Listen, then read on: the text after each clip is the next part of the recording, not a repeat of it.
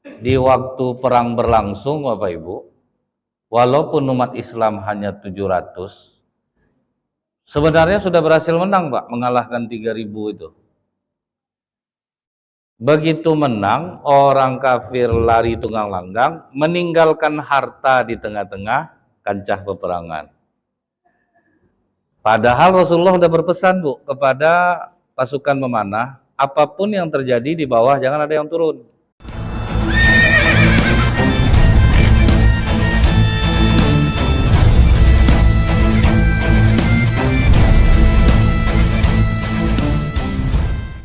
Sewaktu habisnya perang Uhud, itu kesedihan Rasulullah sangat dalam Pak, disebabkan tadinya jumlah pasukan itu 1.000 orang, membelot 300 orang. Nah, itu yang membuat terpukul. Kemudian di waktu perang berlangsung Bapak Ibu, walaupun umat Islam hanya 700, sebenarnya sudah berhasil menang Pak, mengalahkan 3.000 itu. Begitu menang, orang kafir lari tunggang langgang, meninggalkan harta di tengah-tengah kancah peperangan. Padahal Rasulullah sudah berpesan Bu kepada pasukan memanah, apapun yang terjadi di bawah jangan ada yang turun. Tapi ketika melihat harta rampasan perang itu di tengah Pak, berubahlah hati pemanah ini. Nah itulah dahsyatnya godaan duniawi ini Pak. Sahabat Rasulullah aja yang udah talak 3 sama dunia Pak, bisa terpengaruh Bu. Akhirnya ditinggalkan ya. Turun mereka ke bawah. Khalid bin Walid yang waktu itu masih kafir, menjadi pemimpin perang. Dia langsung berbelok dan mengumpulkan pasukan sehingga umat Islam terkepung di tengah-tengah. Disitulah timbul isu Rasulullah meninggal dunia itu Pak. Karena memang rahang Rasulullah patah, badan luka-luka, sempat terakhir yang membentengi Rasulullah itu Tolhah Pak. Tolhah itu dalam riwayat, kalau dihitung jumlah luka-luka dia kena pedang itu ada 70 sayatan, tapi tetap hidup Bu. Makanya kata Rasulullah, siapa yang ingin melihat orang yang mati syahid tapi masih berjalan di muka bumi, falyanzur Tolhah bin Ubaidillah. Tolhah itulah, walaupun sudah banyak sabetan tapi tetap hidup Pak. Nah waktu itu tuh Rasulullah memang luka-luka dan ternyata Rasulullah tidak punya ilmu kebal Pak ya. Nah, tidak ada ilmu tahan pedang. Jadi kalau ada orang dengan zikir-zikir, dengan solawat, kebal, dia ragu juga kita tuh Pak. Nah, ragu gitu. Karena kalau sempat ilmu kebal itu ada, tentu Allah memberikan kepada para sahabat Pak. Nah jadi itu saja logika kita berpikir itu seperti itu.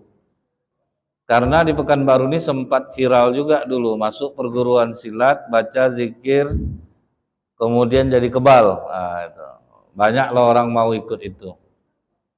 Dan syaratnya mantap pula Pak, sesuai pula dengan agama, tidak boleh meninggalkan sholat, berbakti kepada orang tua, tidak boleh mabuk-mabukan. Kan hebat iblis itu menutupinya Pak kan. Banyaklah orang ikut dulu tuh. Begitu diserang orang tinggal gini aja Pak, terpelanting-pelanting orang kan. Nah, Rasulullah aja luka-luka Pak di perang Uhud, patah rahang Rasulullah. Sahabat banyak yang meninggal dunia. Nah jadi kesedihan Rasulullah itu Pak, selain adanya pengkhianatan, ada sahabat Rasulullah itu namanya Kunais bin Hazafah al-Sahmi.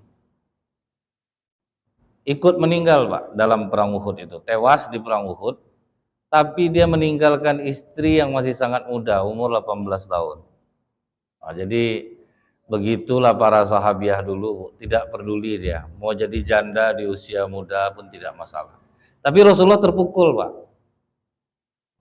karena istri dari Khunais ini adalah anak Umar bin Khattab radhiyallahu anhu yang bernama Hafsah.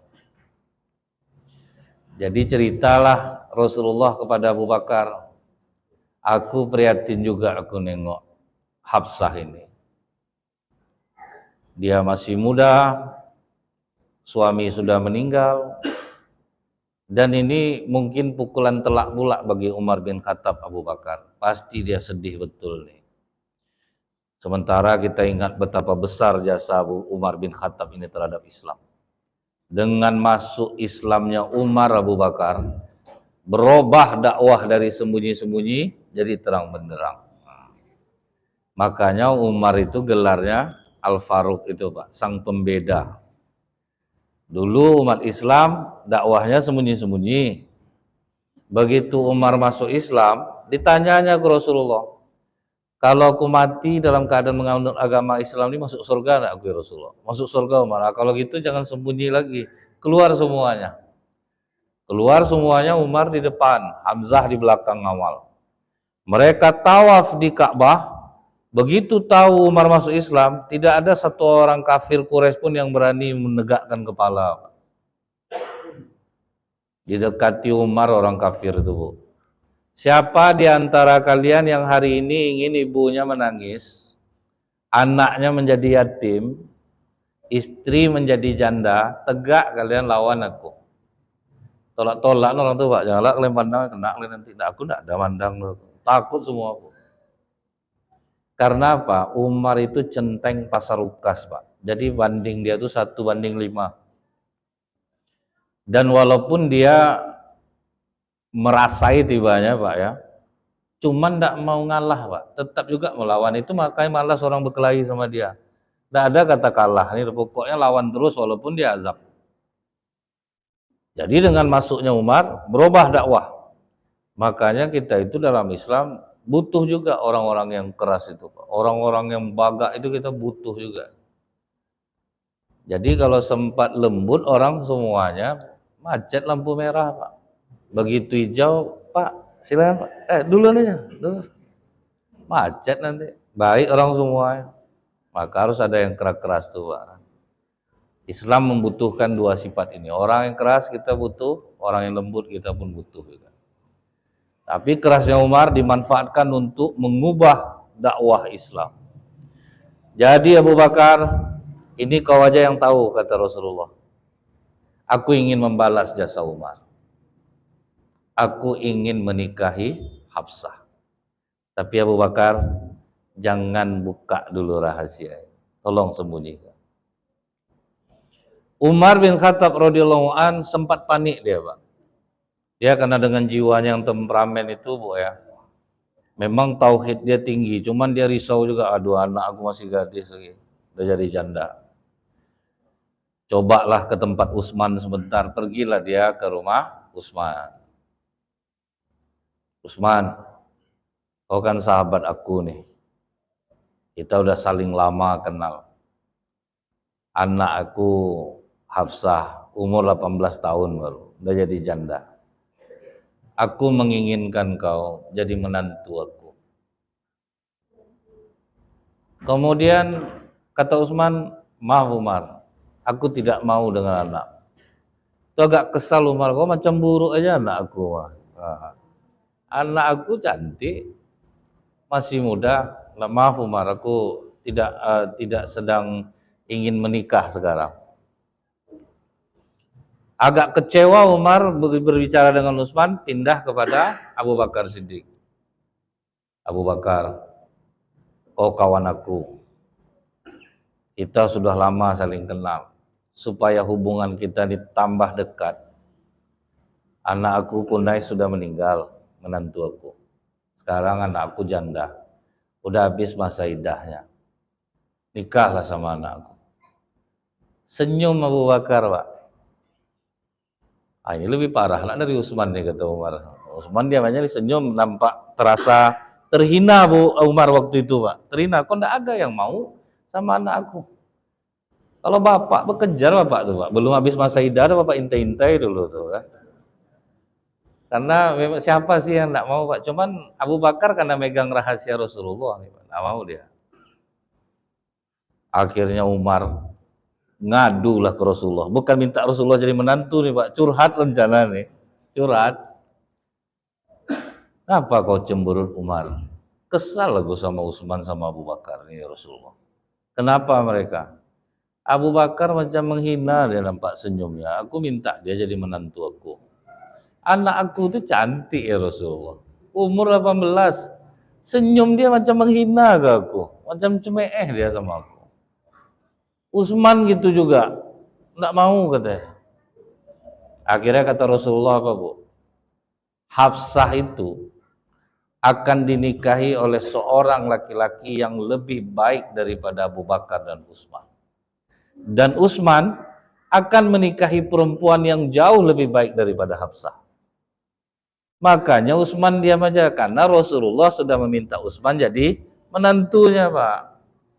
Maka kata Rasulullah, Hafsah akan dinikahi oleh laki-laki yang lebih baik daripada Abu Bakar dan Utsman. Dan Utsman akan menikahi perempuan yang jauh lebih baik daripada Hafsah. Mendengar itu senanglah Umar. Tahu dia lampu hijau dari Rasulullah. Ternyata Rasulullah yang akan menikahi Hafsah. Dalam keadaan yang senang itu, Pak, langsung Umar disusupi rasa khawatir yang teramat sangat. Karena dia tahu nih, yang bakal jadi suami anak aku ini Nabi, tidak sama dengan laki-laki lain. Yang akan dihadapinya ini bukan laki-laki biasa, dan rumah tangga Rasulullah bukan rumah tangga biasa. Banyaklah ceramah Umar ke anaknya, kau jangan sampai cari gara-gara Hafsah, berulah kau aku malu. Kau ingat di antara istri Rasulullah itu Aisyah itu yang paling agung. Jangan sampai berkelahi kau sama dia. Jangan sampai kau berebut hati Rasulullah karena kau cemburu kepada Aisyah. Banyaklah nasihat, Pak. Ikut aja apa kata Rasulullah itu. Pokoknya kau murni mengabdi aja. Jadi itulah Bu ya, nama orang tua wajar dia berpesan. Sudah diwanti-wantinya anaknya, sudah dinasehati, mulailah terjadilah pernikahan antara Rasulullah dan Hafsah. Dan Hafsah diikutnya kata bapaknya nih Pak. Dia lihat ternyata memang posisi Aisyah itu lebih daripada yang lain. Dalam hal apa contohnya Bu? Rasulullah hanya mau curhat dengan Aisyah, tidak dengan istri yang lain. Sahabat Pak, karena tahu posisi Aisyah itu agung daripada istri-istri yang lain, asal Rasulullah di rumah Aisyah baru pada ngantar makanan Pak. Jadi itu kecil juga hati istri-istri yang lain dalam satu riwayat Bu. Sebanyak nih istri-istri yang lain, masa tiba di rumah Aisyah ngantar makanan orang. Sempat marah istri-istri Rasulullah, kata Rasulullah, kalian jangan iri dengan Aisyah. Karena hanya ketika aku bersama Aisyah lah ayat sering turun. Itu Bu, ayat Al-Quran sering turun ketika Rasulullah berada di rumah Aisyah, tidak di rumah istri-istri yang lain. Akhirnya baru diam semua. Nah karena posisi Aisyah ini agung, makanya Hafsah sering berkomplot dengan Aisyah. Itulah dulu pernah kita ceritakan Bu. Terjadilah peristiwa persekongkolan antara Hafsah dengan Aisyah karena cemburu dengan Zainab. Mungkin Bapak Ibu masih ingat Rasulullah ke rumah Zainab binti Jahsy. Dikasihlah oleh Zainab Rasulullah madu. Dari jauh nampak oleh Aisyah sakit hatinya Pak. Ini lainlah Zainab ini nampaknya mengambil hati Rasulullah, pandai betul dia.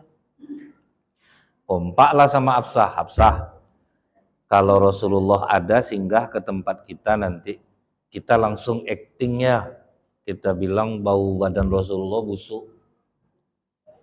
Oke, kompaklah sama Hafsah. Setelah Rasulullah dari rumah Zainab, singgah ke rumah Aisyah. Aisyah langsung menutup hidung. Kok lain bau kau ya Rasulullah? Bau apa Aisyah? Bau magafir. Magafir itu pohon getah yang busuk baunya Pak. Masa iya? Iya ya Rasulullah. Dari mana kau tadi? Dari rumah Zainab. Minum pula di situ. Ada dikasihnya madu, madu basi mungkin. Itu Pak persekongkolan. Madu basi mungkin dikasih Zainab ya Rasulullah. Enggak, rasanya masih enak. Apanya madunya? Enggak, pasti udah berapa hari itu mungkin terbuka tuh madunya itu. Perasaan cemburu yang kuat. Acting Aisyah mengatakan Rasulullah bau badannya busuk. Padahal kita tahu Bu, Rasulullah itu kalau dipegangnya kepala orang Pak, berhari-hari aroma harumnya tidak hilang. Rasulullah itu suka memakai parfum, tetapi sahabat mengakui Rasulullah tanpa parfum pun memang wangi, Pak. Keringatnya aja kalau kena cahaya matahari macam butiran mutiara, Pak. Kalau kita kan keringat kita kan pahit bentuknya, Pak. Dari jauhnya dari seorang nengok ya, Pak kan. Kalau ini enggak, memang berbeda. Sampai Ummu Hani itu kalau Rasulullah tidur itu sering mengumpulkan keringatnya untuk dijadikan bahan parfum. Begitulah wanginya Rasulullah. Makanya kata Umar bin Khattab radhiyallahu an, habis pun sepertiga harta kita untuk membeli wewangian, itu bukanlah pemborosan. Itu Pak. Jadi orang Islam itu mesti wangi, mesti bersih. Pindah Rasulullah ke rumah Hafsah, Hafsah langsunglah acting, Pak. Lain buat badannya Rasulullah. Loh, tadi Aisyah lain juga bilang, iya Rasulullah, kau bawa magafir. Dari mana kau tadi Rasulullah? Dari rumah Zainab. Zainab ini salah kasih madu nih. Disitulah Rasulullah mengatakan, mulai hari ini haram meminum madu. Sempat orang tahu hadis ini, Pak, tidak ada yang berani minum madu sampai sekarang. Disitulah Allah marah kepada Rasulullah, menurunkan surat At-Tahrim ayat 1. Ya ayyuhalladzina amanu, ya ayyuhan nabiyyu, wahai nabi, lima tuharrimu ma ahallallahu lak. Kok berani kau mengharamkan yang aku halalkan? Marah Allah. Dibuka Allah lah, ini persekongkolan antara Aisyah dan Hafsah.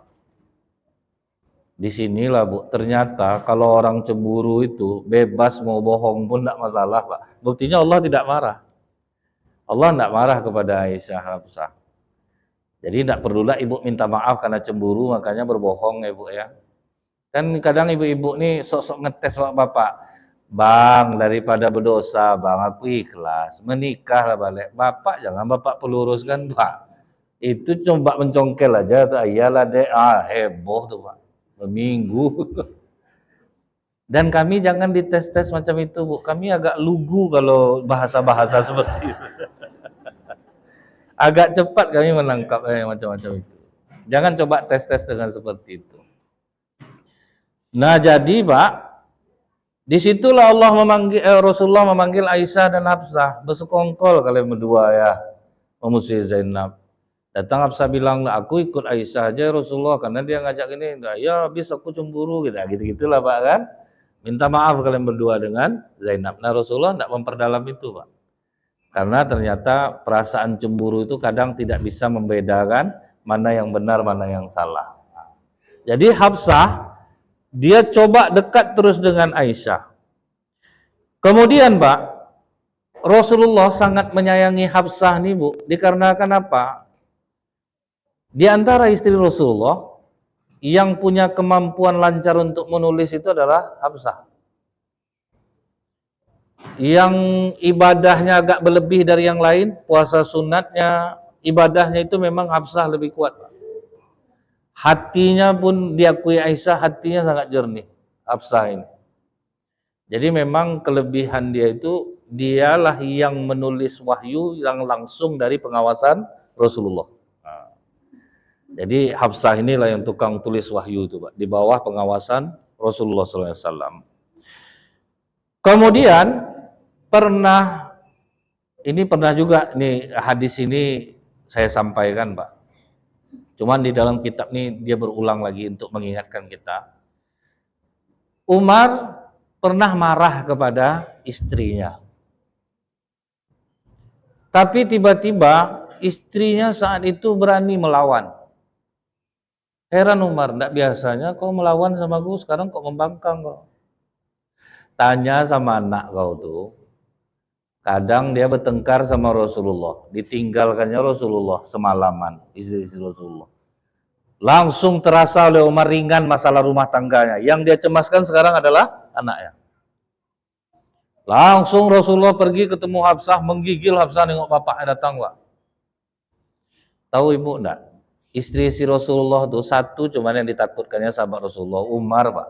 Nah, memang lain nengok wajahnya tuh Bu. Pokoknya kalau Umar datang Pak, istri Rasulullah pun takut nengok dia. Jadi memang ada wajah-wajah orang soleh ini yang sangar rupanya Pak. Memang takut orang nengok dia. Jadi Bu ya, Pas menengok ayahnya datang, bangkit takut Hafsah. Ditanya oleh Umar, betul yang dikatakan ibumu Hafsah, bahwa kau pernah juga membangkang sama Rasulullah? Menggigil Hafsah menjawab, iya ayah, tetapi itu bukan aku sendiri. Seluruh istri Rasulullah pun begitu, dan Rasulullah pun tidak marah, betul dia sama kami seperti itu ayah. Ingat kau Hafsah, suami kau itu Nabi, bukan sama dengan laki-laki biasa. Kau jangan sampai menyakiti hati suamimu. Ini mertua yang bagus tuh ya Pak ya. Ini kadang disupportnya lah anak, kau jangan tak betul kau sama suami kau tuh. Lawan aja kalau dia salah. Itu yang banyak Pak. Tapi itu karena kan menantunya Rasulullah Pak. Kalau macam-macam kita ini enggak apa lah, lawan aja lah mungkin gitu. Ini menantu Rasulullah Pak. Itu makanya disuruh mengabdi. Betul-betul disuruh mengabdi. Kemudian kata Hafsah, kau tidak tahu konteksnya ayah. Dalam rumah tangga itu tuh biasa, kami ini wanita, ada hal-hal yang tidak bisa kami sembunyikan. Pokoknya aku tidak mau tahu. Kau jangan melawan kau dengan Rasulullah. Kalau kau ada butuh apa-apa soal duniawi, jangan kau minta sama Rasulullah, kau minta sama aku. Jangan minta sama suamimu, minta sama aku.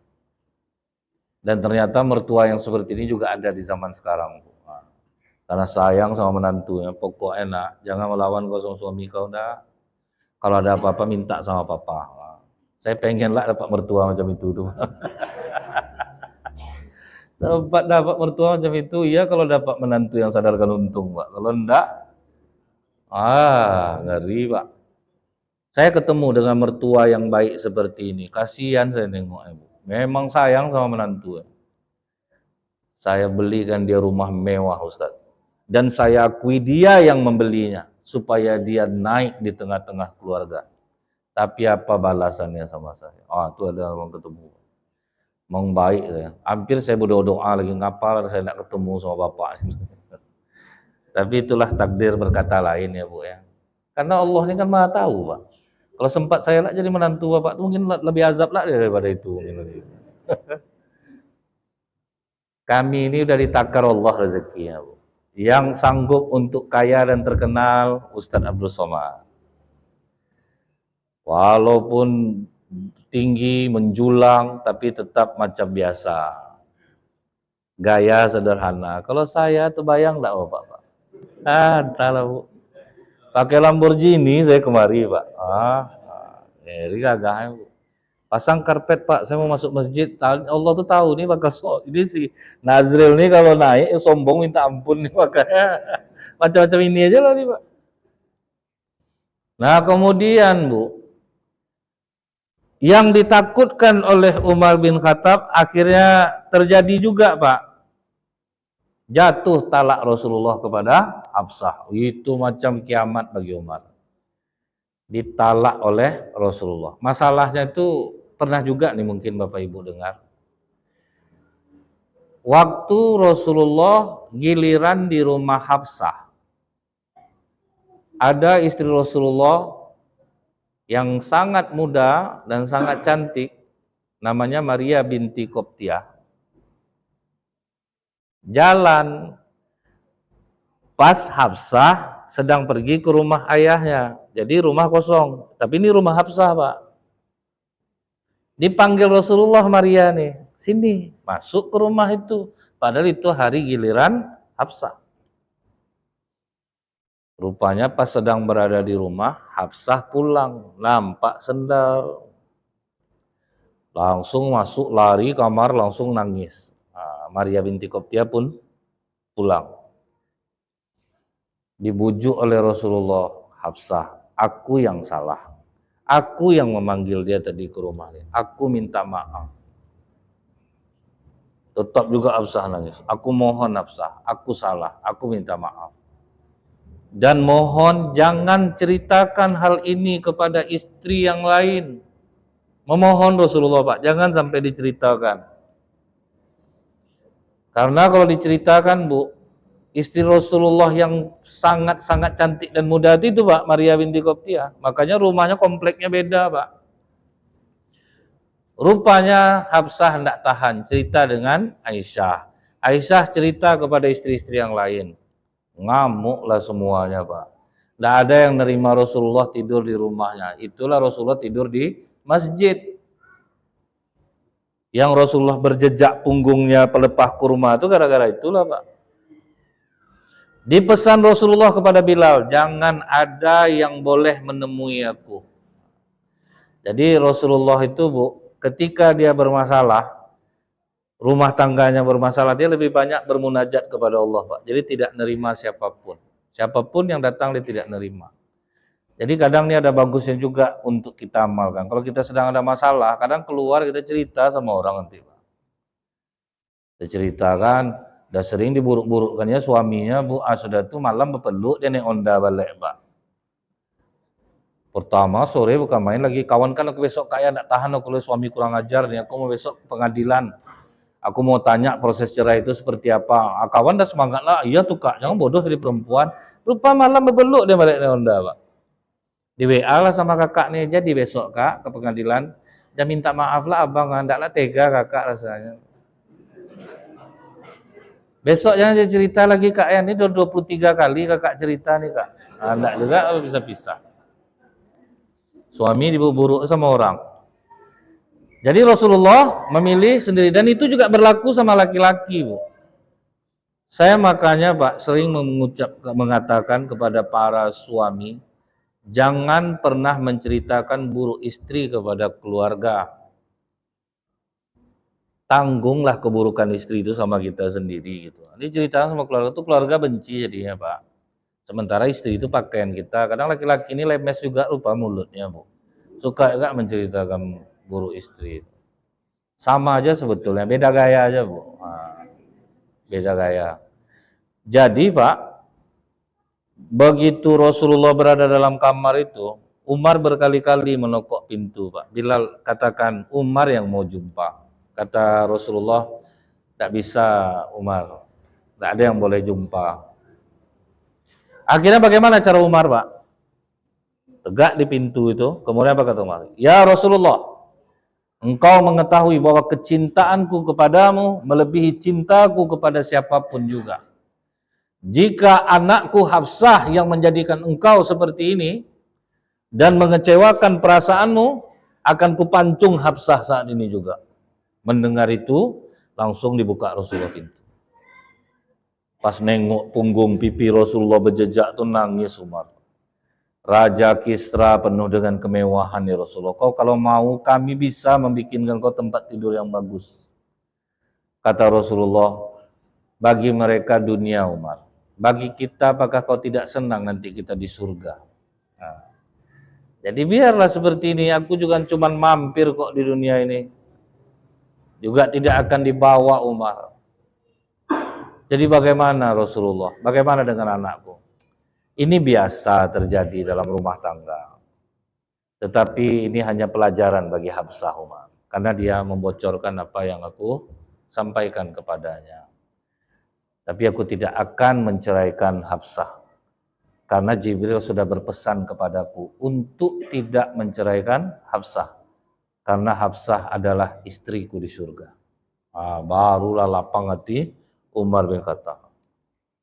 Karena udah dapat tiket bahwa anaknya adalah ahli surga. Jadi seburuk apapun sifat istri itu, maka Rasulullah diajarkan oleh Allah memandang sisi lebih daripada keburukannya. Dia masih taat ibadah, dia masih sholat. Jangankan itu Pak, At-Tamimi saja, kaum Khawarid yang pertama, pernah Rasulullah sedang membagi harta rampasan perang, apa katanya? Muhammad, bertakwalah engkau kepada Allah.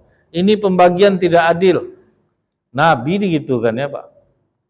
Umar langsung mencabut pedang. Apa kata Rasulullah? Jangan Umar, mana tahu dia sholat. Masih dipikirkan Pak. Mana tahu dia sholat Umar, jangan dibunuh dia. Padahal udah jelas-jelas sesat tuh Pak ya. Tapi Rasulullah mikir, kalau dia masih sholat jangan. Begitulah persaudaraan umat Islam itu. Padahal kaum Khawarij itu kan menjadi-jadi jadinya waktu itu Pak. Nah setelah kejadian itu Bu, Umar melihat putrinya lagi menangis. Kemudian kata Umar, apakah Rasulullah menalakmu lagi? Hafsah? Tidak ayah, ini hanya masalah lain saja. Nah masalah cemburu saja. Barulah senang hati Umar, takutnya nanti buat masalah lagi, nanti kena talak lagi. Kalau kau sempat kena talak lagi, Hafsah, hilang penghargaan Allah, mungkin kita tidak dipandang lagi dunia dan akhirat. Kalau sampai tersakiti hati Rasulullah karenamu, Rasulullah tidak akan berbicara denganku lagi, apalagi nanti Allah di akhirat. Nah, begitulah orang itu, para sahabat menjaga perasaan Rasulullah SAW. Dan ternyata perempuan kalau memang dia marah, siapapun suaminya, mau ustadz, mau kiai, tidak jadi masalah, Pak. Jadi kalau kita tahu tentang hadis-hadis seperti ini, Pak, hilang keangkuhan kita. Kadang kan banyak, Bu, laki-laki ini merasa istrinya udah rajin pengajian. Dengar kata ustadz, tidak boleh melawan sama suami. Dengan hadis ini, Bu, ibu bebas sekarang. Pulang dari sini, yang ibu tahan-tahan selama ini, bongkar semua, Bu. Lawan. Nah, siapa kita dibanding Rasulullah, Pak? Rasulullah jadi lawan sama istrinya. Jadi ini kabar gembira bagi ibu ya, Bu ya. Jangan takut lagi. Tidak berdosa, Bu. Tidak berdosa. Dia beda, Pak. Yang banyak membuat perempuan masuk neraka apa kemarin, Bu? Membantah suami. Tidak mengakui kebaikan suami, itu yang banyak masuk neraka, bukan melawan. Nah, jadi dia ada melawan, ada membantah, Pak. Nah, waktu Rasulullah SAW setelah meninggalnya Hafsah, itu sahabat Abu Bakar Siddiq dan Zaid bin Sabit itu menghubungi Hafsah, Pak. Mana ayat-ayat Al-Quran yang pernah dicatat, digabungkan dengan Zaid punya. Baru dikodifikasi di masa Abu Bakar, setelah dari Abu Bakar baru masa Utsman. Jadilah Mus'haf Utsmani, sampailah sekarang ini. Jadi gelar Hafsah itu bagi para sahabat adalah seorang penjaga Al-Quran. Nah, dialah yang menulis di bawah pengawasan Rasulullah SAW. Nah, itu istri Rasulullah yang bernama Hafsah. Setelah itu, Bu, sewaktu perang Uhud juga ada lagi sahabat yang meninggal, namanya Abdullah bin Jas. Istrinya namanya Zainab binti Kuzaimah. Nah, ini sahabat Rasulullah juga nih, Bu. Istri Rasulullah setelah Hafsah itu adalah Zainab binti Kuzaimah. Karena prihatin Rasulullah dengan kehidupannya, dengan meninggalnya Abdullah bin Jas, Rasulullah ingin menaikkan derajatnya, ingin menghiburnya. Dan Zainab binti Kuzaimah ini, Bu, terkenal dengan sebutan ibunya orang miskin. Saking dia suka dermawannya menolong orang. Nah, ini beda lagi nih kelebihannya, rajin sedekah. Jadi Rasulullah itu menikahi Zainab binti Kuzaimah supaya hilang kesedihannya dengan wafatnya Abdullah bin Jas. Jadi makanya, Bu, niat Rasulullah itu beda dengan niat kita, Pak. Kalau laki-laki sekarang ini, Bu ya, dia dipakainya ayat itu sepenggal aja. Di dalam Al-Quran itu kan dimulai dari 2. Jadi izinkan abang poligami. Abang ingin ikut sunnah Rasulullah Sallallahu Alaihi Wasallam. Tapi ibu ingat, ibu harus jawab, aku setuju bang, tapi pegang kata-kata abang, abang ikut sunnah Rasulullah. Abang tahu enggak istri Rasulullah sesudah meninggalnya Khadijah? Istri Rasulullah setelah meninggal Ummul Mukminin Khadijah bukan langsung Aisyah. Nah, tetapi seorang nenek-nenek berumur 65 tahun. Jadi begitu kata Kaulah binti Hakim, kau mau enggak menikah dengan dia ya Rasulullah? Penderitaannya dalam Islam ini sangat berat. Kata Rasulullah, oke, aku menikah dengannya. Jadi ibu sampaikan ke suami, oke bang, nanti aku carikan nenek-nenek umur 65 tahun untuk jadi istri yang kedua. Enggak jadilah dek, kau aja lah. Jadi jangan sampai, ya karena Saudah binti Zam'ah itu udah tua loh Pak, bukan anak gadis, Bu. Jadi ingat, Rasulullah tuh menikah bukan karena selera, Pak. Jadi niat itu berbeda-beda Bu ya. Kalau ini niat, oh ya, yang kedua nak tanggung lah cantiknya Pak.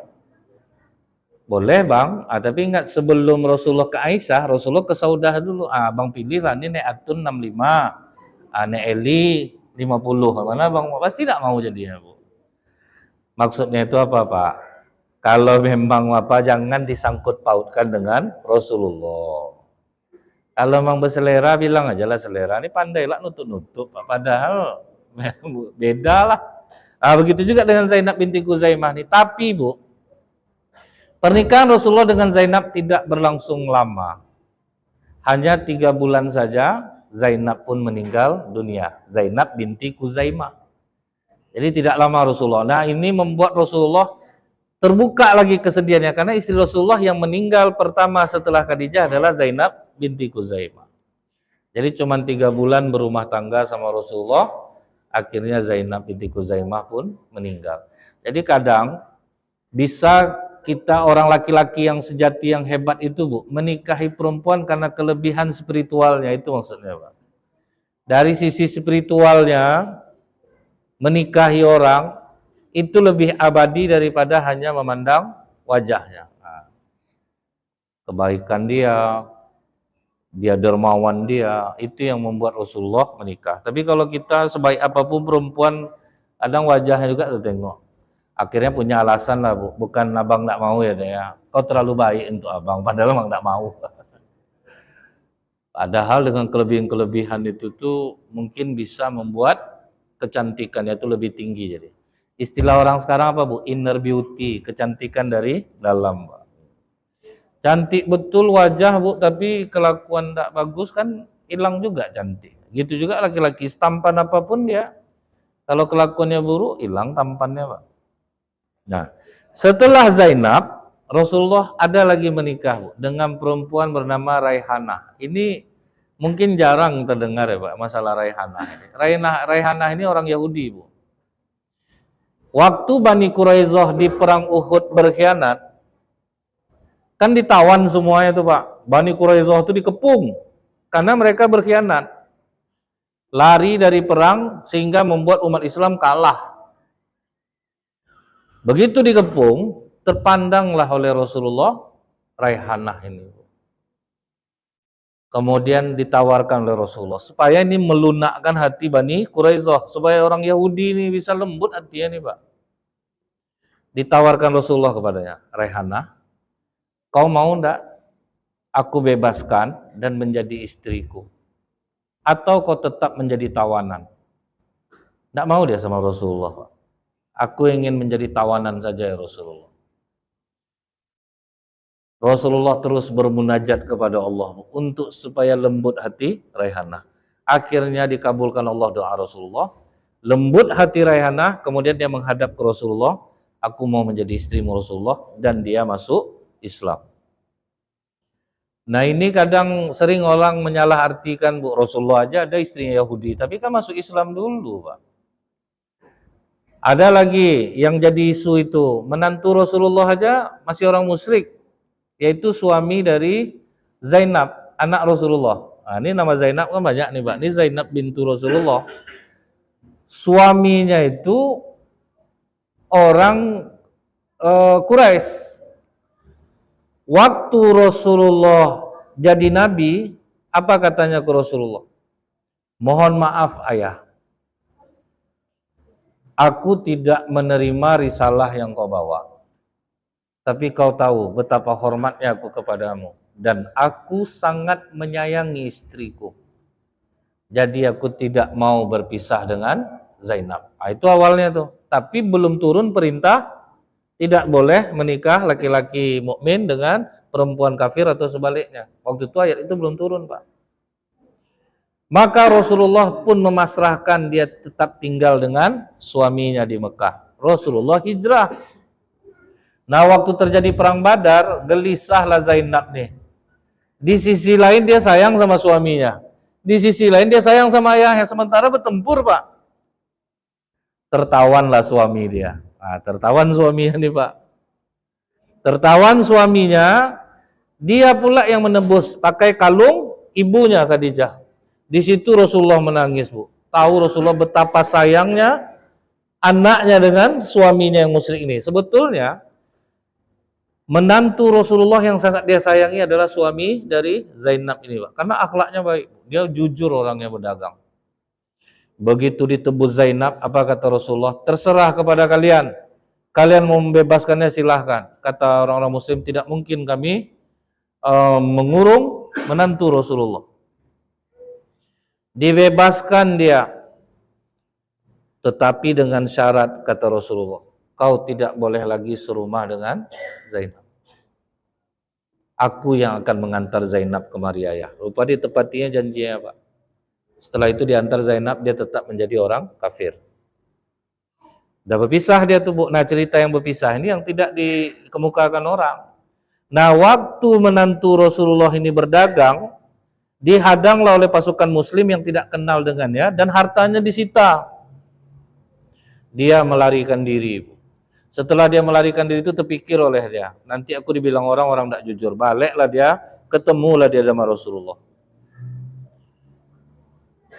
Dagangan aku dirampas. Sementara itu punya saudagar-saudagar orang Quraisy. Aku mohon, tolong lepaskan daganganku ayah.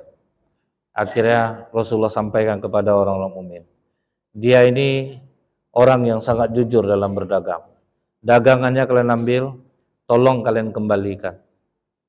Akhirnya semua orang mukmin yang menyimpan barang itu dikembalikan. Disitulah dia heran, Pak. Kok begitu kompaknya orang mukmin ini, dan begitu perintah Rasulullah, tidak ada satupun harta yang mereka ambil. Galau dia sepanjang jalan itu. Begitu sampai di Mekah, dikasihnya barang-barang orang Quraisy itu, apakah ada yang tertinggal lagi barang-barang kalian? Tidak. Siapa aku menurut kalian? Engkau adalah orang yang jujur.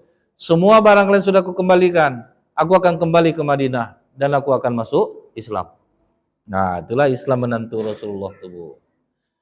Tetapi hanya 1 tahun meninggal dia, Pak. Setelah anak Rasulullah dia meninggal 1 tahun, meninggal pula anak Rasulullah. Jadi memang itulah jodoh sampai mati itu, Pak. Akhirnya kembali lagi dia. Nah, kemudian yang berikutnya itu istri Rasulullah yang bernama Juwairiyah. Jadi setelah Raihanah itu Juwairiyah. Dengan Juwairiyah nih, Bu, Rasulullah mendapatkan dia ini sebetulnya tidak sengaja, Pak. Dia jadi tawanan.